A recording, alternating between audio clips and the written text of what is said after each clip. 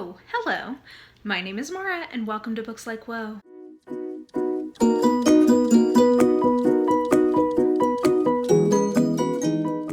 So this is the first full-length video that I am filming in my new place, which to some of you may mean nothing because this is also the first video that I'm posting for March Mystery Madness because it is now March and so the madness of mysteries can begin. But anyway, this is the area that I'm going to be in permanently. I need to do a bookshelf reorg because I just sort of threw all my books up there trying to get them out of the way. So, but anyway, yay, I'm finally in my new place. Like I said, this is the first video that I'm doing for March Mystery Madness.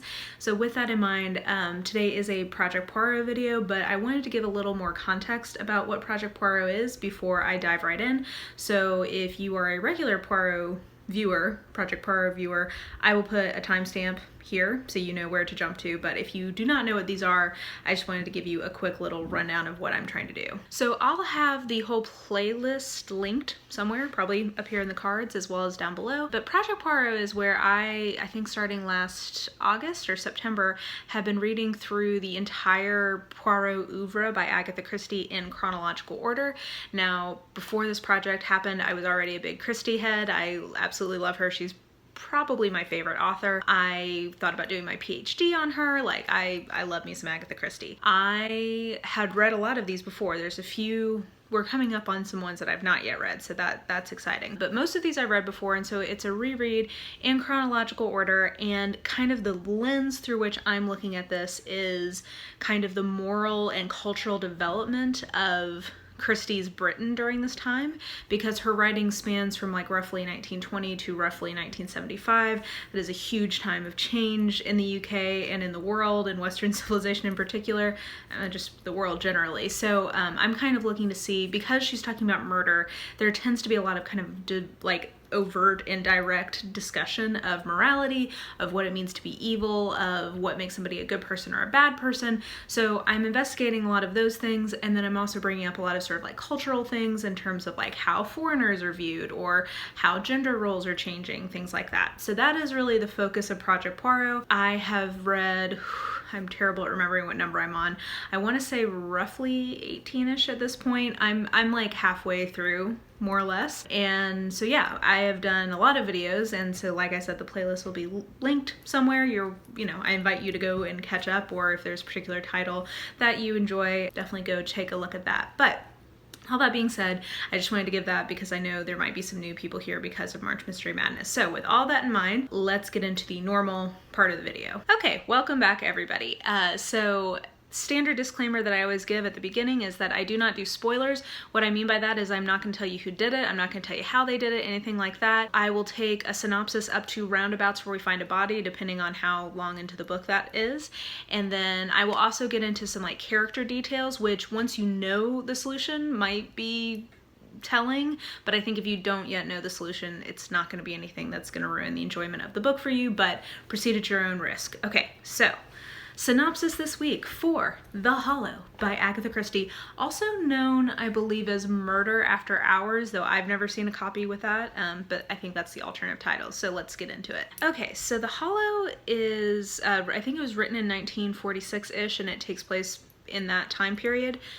Remind me to talk about that. You can't remind me, but note to self to talk about the fact that we are now in 1946 because we made a big time leap from the last one. Anyway, 1946, The Hollow, the titular Hollow, is an estate that is south of London, and it is the home of Henry and Lucy Anketel?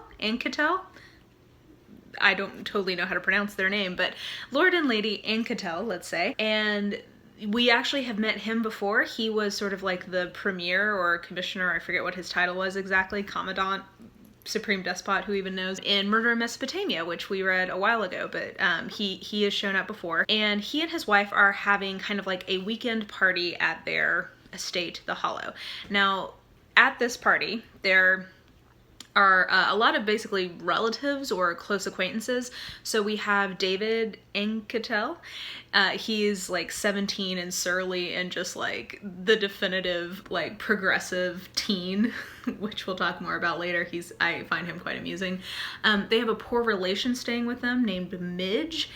I love Midge. Midge is awesome. Then we have Edward Anketel is coming down, and he has already inherited a kind of like related estate called Ainswick, I believe. And so he's coming down. There is a couple who will be joining them, John and Gerda Christow. I'm not sure. Somebody from the UK, you can tell me how you guys say that. I would want to say Christo, which sounds like Crisco, which is not a pleasant association. But anyway, they are coming down. He is a kind of like brilliant doctor, and he is like on the cutting edge of research for something called Ridgway's disease. And then she is like a wet blanket and pretty dumb. Nobody seems to really like poor Gerda, but they are coming down. And then Henrietta Savnacki, maybe is how you say that, Savernacki, I'm not sure. She's a sculptress, and she's very like personable, and you kind of get the sense that she's somebody who sort of like loves life. So they are all coming down to stay. And then also they have a neighbor who I don't think stays there all the time, but has bought a cottage called Rest Haven right on the border of their estate, and he is coming for lunch, and that is none other than Hercule Poirot, our hero. And so anyway, Lucy Anketel is sort of she's the hostess, and she's a little nervous about how this weekend's gonna go, just because of the various kind of personalities at play in terms of some of the like context of some of these characters' deals. Edward Anketel is in love with Henrietta Savernacki. Henrietta, let's just go with that. He's in love with her, and I think like he keeps asking her to marry him, and she keeps not marrying him. John is not really in love with Gerda, it doesn't seem anymore, and we find out more about that as well. And then Gerda is just sort of there, and she just makes parties awkward basically because she's not very bright. And so I guess Lucy and Henry like to have like sort of like clever games, and she just can't keep up, and it makes things really awkward. So they're a little nervous about how that's all gonna go, but Poirot, I think they're thinking like, oh, well, he'll be sort of like a novelty almost. So the night before, they have like a knock, knock, knock at the door, and another of their neighbors, Veronica Cray, I believe her name is, shows up asking for matches. Now, Veronica Cray was John's fiance right before he married Gerda. She's also like a famous Hollywood film actress, and basically he threw her over at the very last minute because she was expecting him to like move to Hollywood and give up his career, and he, I mean, essentially what we would today say is sort of a misogynistic jerk, and doesn't think that that's a reasonable option for a woman to expect of him. So he kind of marries Gerda, who's the exact opposite of Veronica Cray, sort of in reaction to that. So they show up. He goes back to help her find some matches. I think you know what happens. They take a little trip to Bone Town is what the implication is. And the next day he is found dead in a swimming pool. Oh yeah, this is on the back cover so I can say it. And his wife is found holding the gun, like in shock basically, and they're trying to figure out like, did she actually kill him? Did she not kill him? Like who killed John Christow is basically sort of the question of the book. So that's the synopsis. Let's get into some analysis. So I am kind of puzzled about how to talk about this book because I don't think that this should have been a mystery story. It's not where any of the energy of the kind of characterization or the plot is. Like, it's very clear that Agatha Christie is not that into that piece of the story, and considering it's a Poirot book and a detective story, it's a little bit of a problem that she doesn't seem very interested in giving us a very good detective story.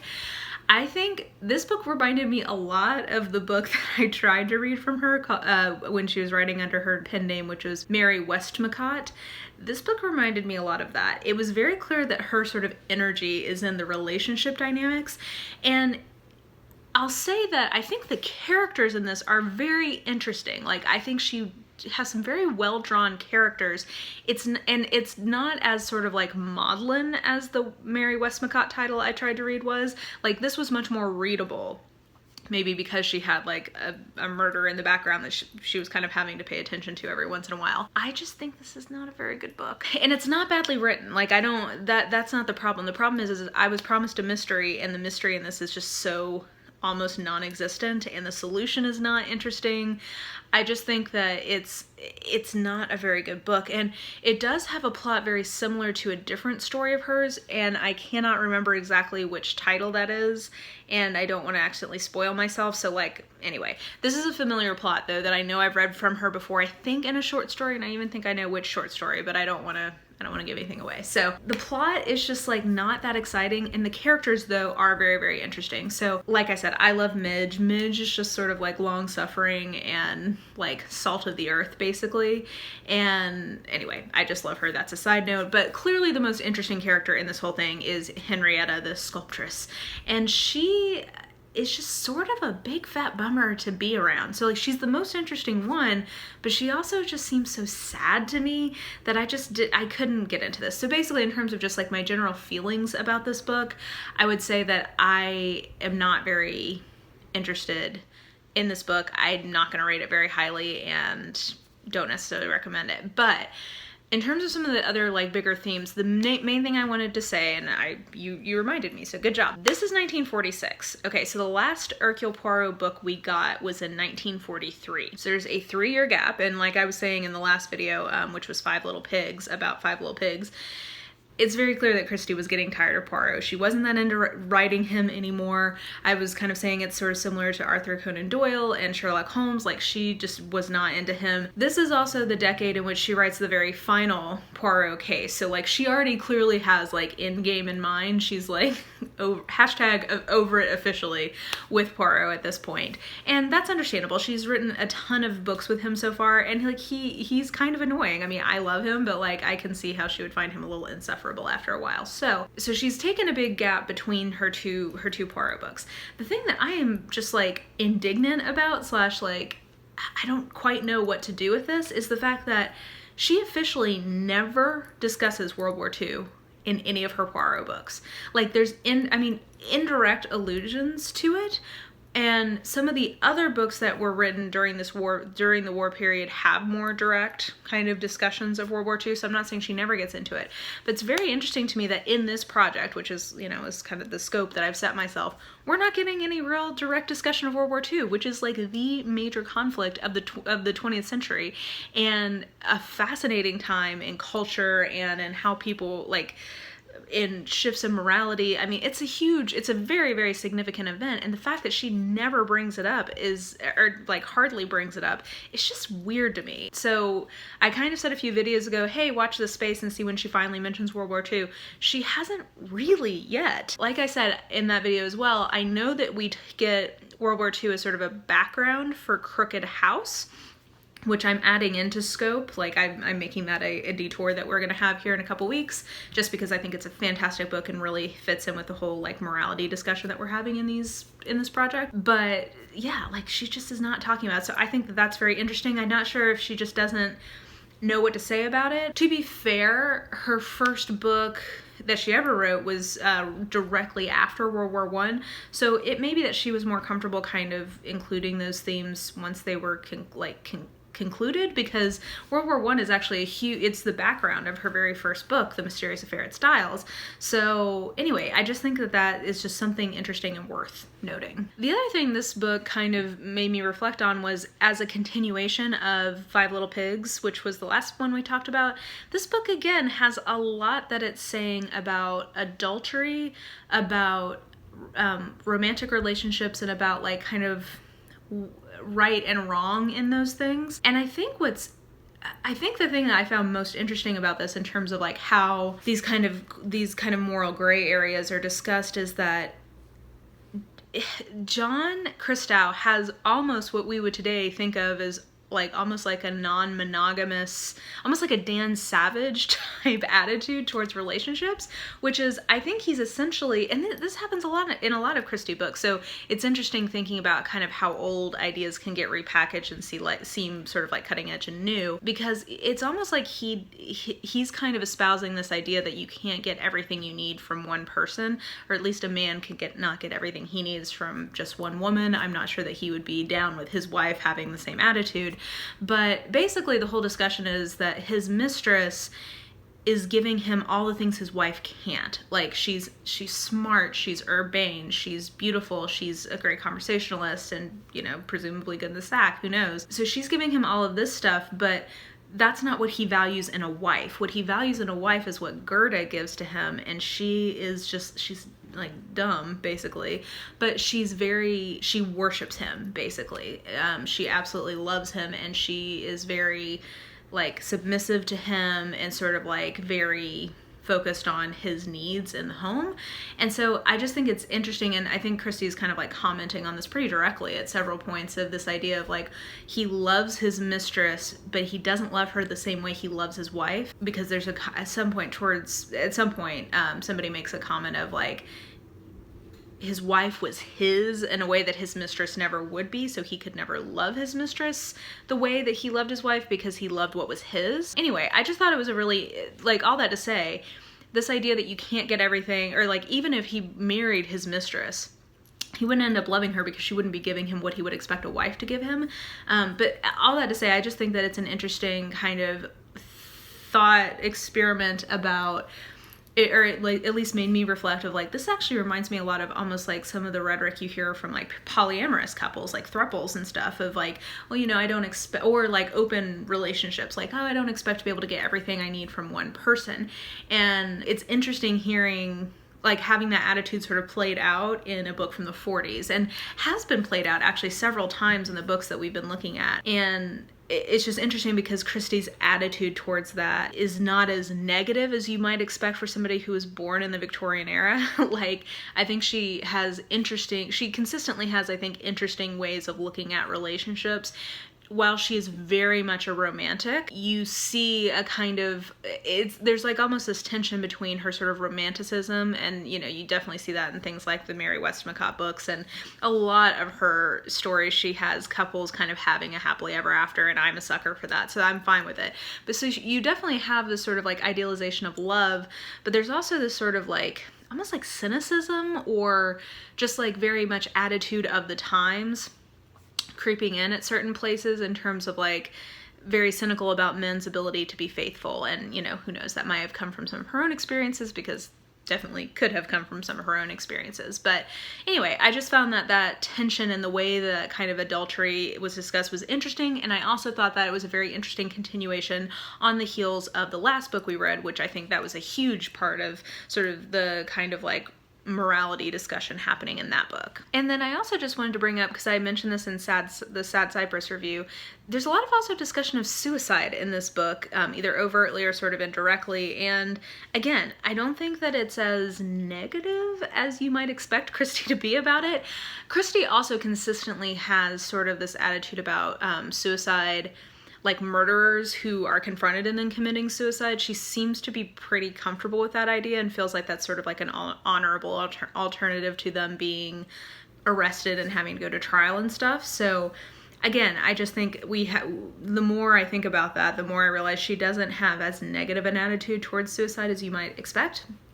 And yeah, anyway, just food for thought that, you know, in Sad Cypress we had some discussion of sort of like assisted, like doctor-assisted suicide, and in this there's also some kind of discussions about like killing oneself. So again, just sort of putting that out there. We'll see if it keeps coming up. But yeah, overall, I have to say, I don't think that this is a very good book. I just don't, I should rephrase, because it's not that it's badly written, it's not that the characters are bad, it's that it's not a mystery, I don't think. It's not enough of a mystery. This is March Mystery Madness. This book, I think, is a Poirot and does have a mystery, but it's a very weak one. I don't think it's very successful, and is certainly not where her energy in the book is. Like, that's clearly not what she's most interested in, so it's hard as the reader to be very interested in it. So I'm gonna put it pretty low, because I don't think that this is a very good book. I actually rated it higher the first time, but I think especially now, having read them in order, yeah, I don't really think this is a very good book. Sorry, Agatha, love you, girl.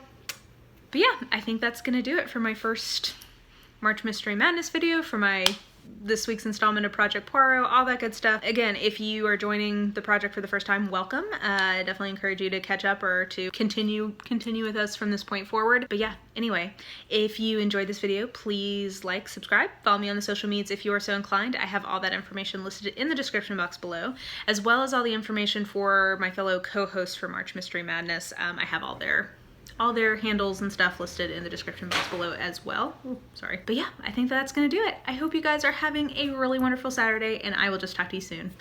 Bye!